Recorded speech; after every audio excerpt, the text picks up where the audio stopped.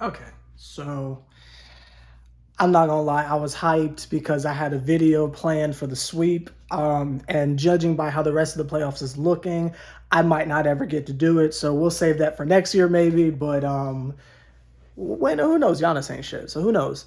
They lost. So the bond here from Newsbreak and such. Um, this is a learning experience. Now, I'm sure for outsiders, this might look like the biggest fucking cop out of all time, but for longtime subscribers of mine, and even if you just got here, I think you know my energy at this point. I will get on here and light these motherfuckers up, especially on a loss because it happens so rarely. This is my opportunity to be critical towards the team. This is a different time because I see this as a learning experience. Jason Tatum dropping 50 on like 30 shots, like that is incredible. I'm not even gonna hate, and y'all know when I get my hate back, it's a different level. Like, you feel me? But I'm not even gonna hate. Shout out to the Celtics for playing aggressively and not wanting to get embarrassed, and nobody wants to get swept. So shout out to them for getting a win in there. Congratulations. To get the surface level shit out the way before we really do a deep dive here, even the best teams ever lose games every now and again. Like, that's not like this weird concept of, oh, you guys are never supposed to lose. Everybody loses a game every now and again. So 7-game series, we just need 2 more and we move over to the next round. It is what it is. Personally, I would much rather have us eliminate them in Brooklyn than in Boston, but cool. So there's that.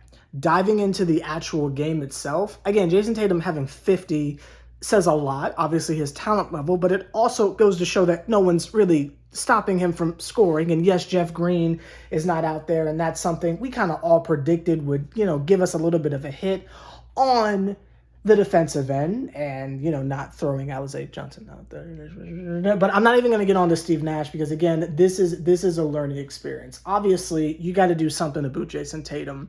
You also should do something about just guarding 3-point shots in general. I mean, it doesn't matter how ass someone is from 3. If you're going to leave a professional athlete open for 3, they're probably going to hit that shit, especially with the, crowd on their side and all that shit. Like a goddamn Nationwide.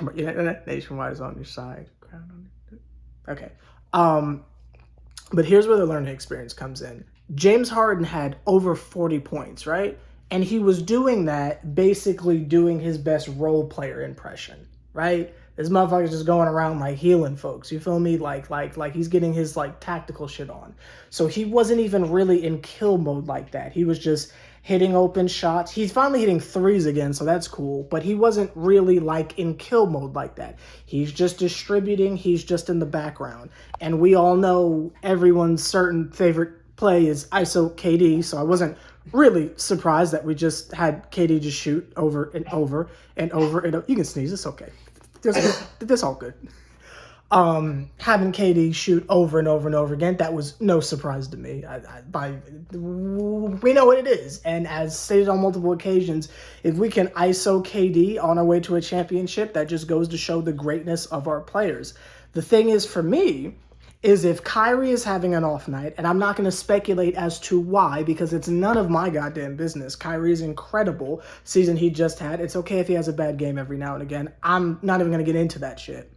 If Kyrie is having an off night offensively and a little bit defensively for keeping it a Thowie, I feel like that's when James Harden should be taking over, especially when you have 40 and you're not even trying.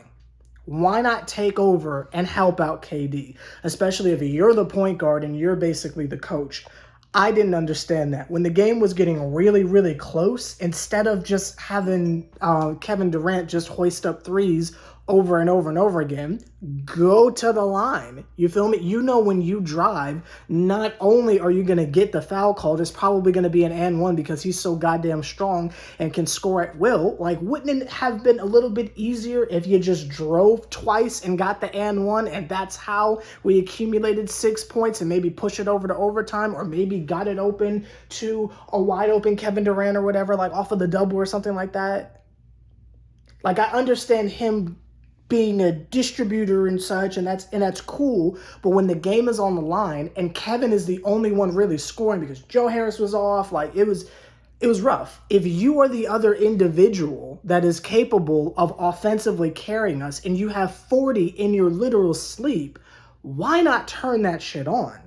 Now, again, that's not me upset. That's not me yelling. That's not even really me being critical. That's me saying that this is a learning experience. Because now they know if they're ever in this type of a situation again, I don't foresee that happening in this series again because they're going to come back and just bust the Celtics' ass for 2 more games, I'm sure. But in later series, be that against Milwaukee or against Philly or something like that, they're going to know from experience playing with each other that, okay, if Kyrie's having an off night, if KD is the only one who's really scoring, and James Harden, know I can get 40 in my sleep, maybe I should step it up and be a little bit more aggressive. I just feel like things like this is a part of that learning experience. This is a part of building all that chemistry and shit like that, which, again, I never harp on because I think that's a bullshit little speaking point to bring up in regards to the Nets. But facts are facts here.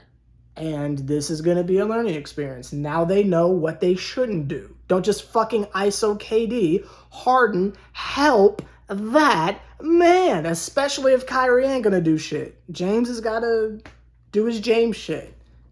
You feel me? That's what we traded for you for. So again, I'm not upset. I'm not worried in the slightest bit. I was curious as to if James Harden continuing to be reserved was going to work.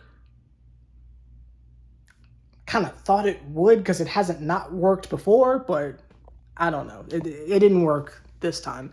So hopefully they learn from this and they realize you got to step on these motherfuckers' necks. And just sharing the quote-unquote sugar is cute, but when it's time to put a team to bed and get this fucking dub, you got to step that shit up. They might call you a ball stopper. They might call you whatever, but they're going to call you worse if you lose the series.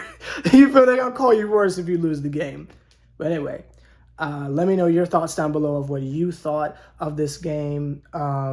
For casuals who are going to try to get their shits off, let me just tell you that the absolute blackest part of my ass is ready for your lips. And I just want you to really, put the Carmex on that motherfucker. Put the Carmex on that motherfucker and literally kiss my arse. Pretty please. That's not the end of there. I'll see y'all tomorrow because I think there's a dream game, and I'll see you on Sunday for Game 4 against the Celtics. I'm sure we're going to find out in the morning that a fan said some wild shit to Kyrie, but until then, yeah. See y'all later. Hey.